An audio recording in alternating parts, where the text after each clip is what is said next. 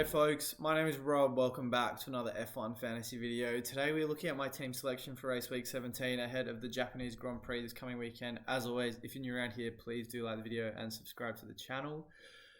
So just before we get into it, I'm just going to apologize in advance for any audio-visual gremlins you might experience. I'm just at a mate's place in London for the next 2 weeks. Haven't got the usual setup that I'm accustomed to, so doing my best to make sure the content is still farmed out to you guys on a regular, consistent basis, but hoping there isn't much of a compromise on the sound or on the visuals either. But just wanted to let you know ahead of time. So anyway, back to the narrative that I want to address. The last race in Singapore fetched me 278 points. I activated the no negative, served absolute donuts, but I'm not complaining because despite the high DNF risk, the potential risk of bad weather, and then obviously the street circuit that Singapore presents, was a little skeptical as to how my team would fare, but it fared well. It did, and Max, even though wasn't even the top 2 scorer on my team this weekend, was still my DRS boost. He didn't even make it into Q3, as was well documented, so it made for a very interesting race up the front.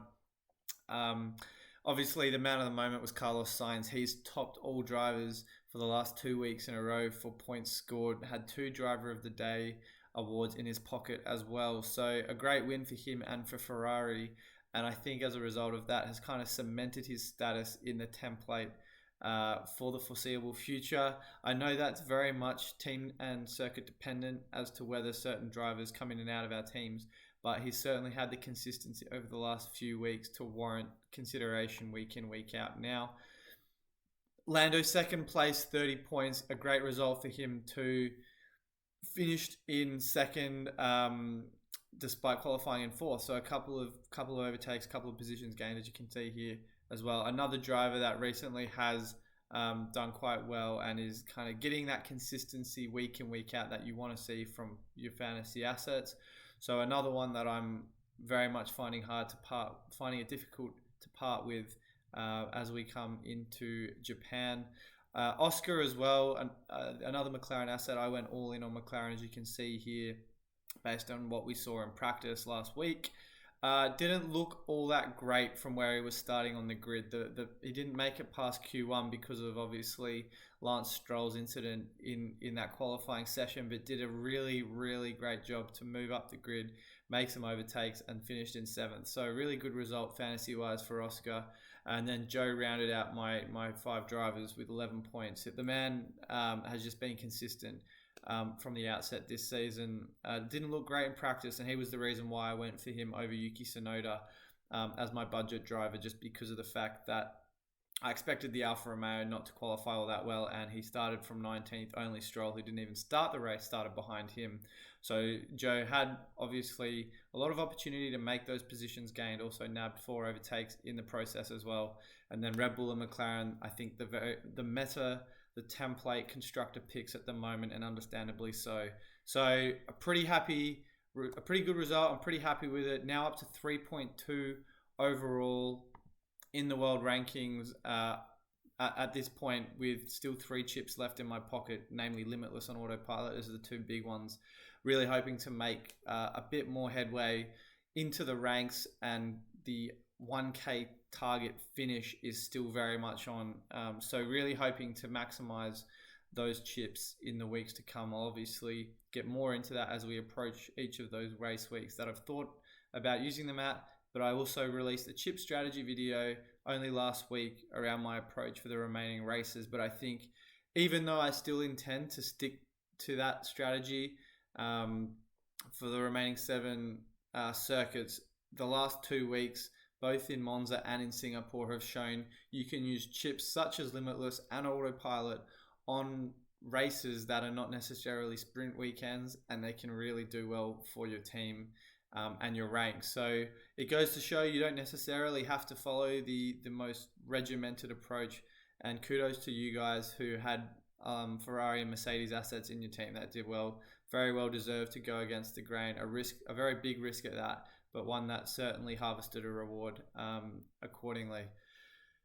So now I'm going to get into how my team's looking for Japan. I know it's very hard to formulate a plan, or at least a concrete plan for your team selections, because practice drives that decision making so much. But just wanted to get some initial thoughts, as I always do every week, down. And it's obviously a team that I'm very happy with at the moment. I think for people that are maybe compromised a little bit on team value, Sainz is a really good replacement for someone like Sergio Perez. Ferrari, if they can keep up that consistency we've seen from them the last couple of weeks, a great alternative to Red Bull as the constructor. But I would not really go so far as to suggest going all in on Ferrari. Obviously, Leclerc, a very good driver in his own right, but as a fantasy asset, not quite offering the same value as at the moment as we're seeing from someone like Max, someone like we're seeing from Carlos, even Checo, I would say, in that case. So I think this is kind of where my team's at. I'm very kind of happy with it at the moment. I definitely expect, subject to practice, that triple McLaren for me could be very feasible. The reason I say that in Japan is because the Japan circuit is very similar in many respects to Silverstone, which is where we saw Lando and Oscar perform very, very well that race weekend.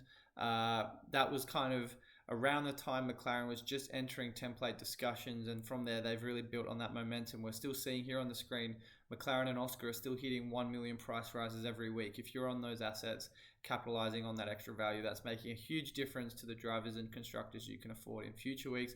Lando's price increases have plateaued a little bit. I don't think they're going to stop by any means, but the 0.5 or 1 million increases that we probably were accustomed to a month or two ago have normalized just a little bit, as I thought they would. So just something to keep in mind, but still I think Lando, much better alternative to Alonso. We're seeing the Aston Martin really struggle at the moment, and Fernando called it undrivable at one point in Singapore. So just something to think about. I don't think Aston Martin are quite featuring as heavily in the template as they might have done. I'd probably want to see them turn things around before I reconsider them in my team. But if this isn't the build I ultimately go for, then I think the triple Red Bull build would be an option too. So that for me would involve getting in Checo. I only have 5.1. Now that's not really giving me a lot of options at the bottom of the budget driver basket. But for me, if I'm picking between Hulk and Sargent, it's definitely Sargent for me. The narrative around Hulk all season has been he's a great qualifier in that Haas, but it has terrible race pace, and as a result of that, it's not letting the owners and Hulk himself capitalize on overtakes, positions gained, etc. Particularly if he's qualifying, P6, P7, P8. We saw both him and K-Mag drop quite a way down the field. So just in Singapore. So he's a hard avoid for me. Logan Sargent, I guess the option there if I have to choose between the two.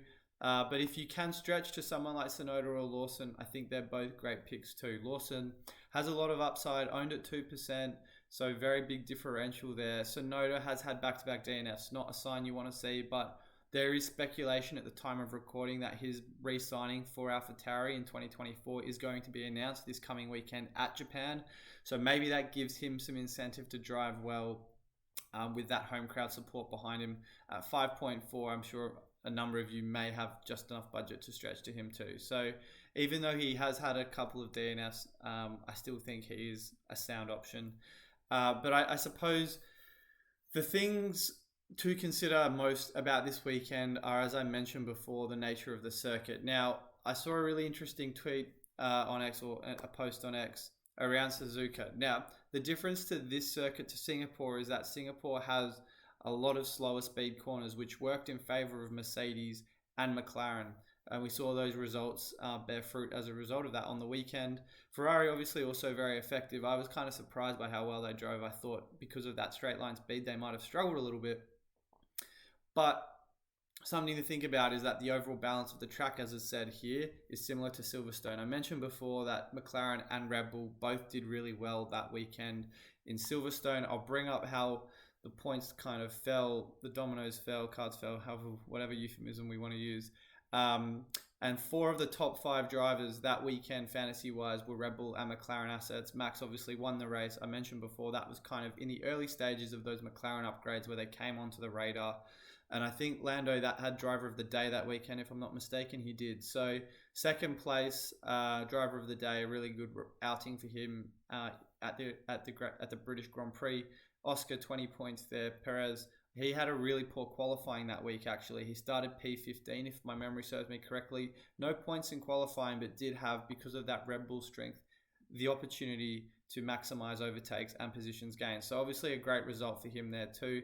And I know 16 and 7 scores he's had over the last 4 races are not by any means encouraging, particularly when the emergence of Carlos Sainz, who down here has had 31, 38 and 45 in his last 3, has put him on the fantasy radar. If we do see from Checo a drive symbolic of what we know that Red Bull is capable of, then I have every inclination to go with him for Japan. But it is something I just think I'll wait and see. I'm not trying to get too carried away with different team builds. If we go back to my team, I mean, there's obviously optionality for something like Ferrari if I don't go for what I had on screen first with the Carlos Sainz Joe build or the triple Red Bull, triple Ferrari.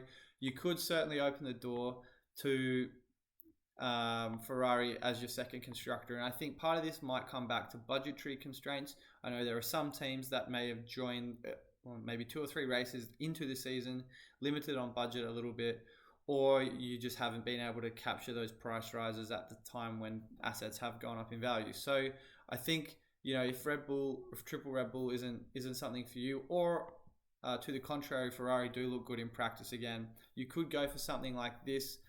Again, Fernando Alonso, I can't really stretch to him here, but you could get in someone like Alex Albon. He did really well in Silverstone too. So you could get him in. If you're not willing to go all in on McLaren, you may have enough budget to stretch to Fernando, as I mentioned, 13.4. I don't think personally I'd go for him at the moment, just because of what we've seen recently, where he hasn't been overly complimentary of that Aston Martin, and they have slowly regressed the last few races. So they are being caught up, and the constructor and Lance Stroll are absolutely hard avoids for me at the moment. So if you don't want to go for Fernando, he's also quite highly owned. So if he does quite well, then you may suffer if you don't own him. But I took a chance to go without him last weekend and it paid off, and I think I'll probably stick to that moving forward. So, I think going back to Oscar, I think that's a very good build too. Part of that may have to just do with budget restrictions. I think Albon's a great driver, and he's had, if we go back to his scores the last kind of 5 or 6 races, 12, 12, 17, 19, 8, 8, 11, 22. Like, that's excellent value. That's excellent consistency you want from a driver priced under 10 million. If you're hitting, 10 points per race, 1 point for every $1 million spent, that's good value right there. So, I mean, there's a couple of builds here. I know I haven't really looked at Mercedes a lot just because of the fact that they are expensive, and I think in terms of value, Ferrari are offering a little bit more right there. But that's not to say they aren't relevant at all. And I think for people on Limitless, and I'm not suggesting Suzuka is a circuit we use Limitless at because we've got sprint races coming up, but I think there's going to be opportunities to get Mercedes assets into our team further down the line.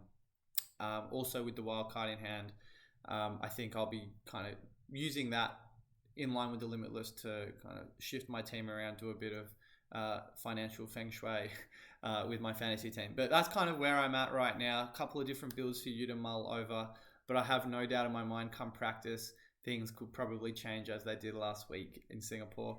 I'll leave it at that for now, guys. I'm going to do my best to get a preview and final thoughts video out before practice this week. But as I said at the start of the video, if you're enjoying this content, you're new around here, you haven't yet already subscribed, it helps the channel immensely if you do. But I'll leave it at that for now, guys. Thanks very much for dropping by, and I'll see you all very soon.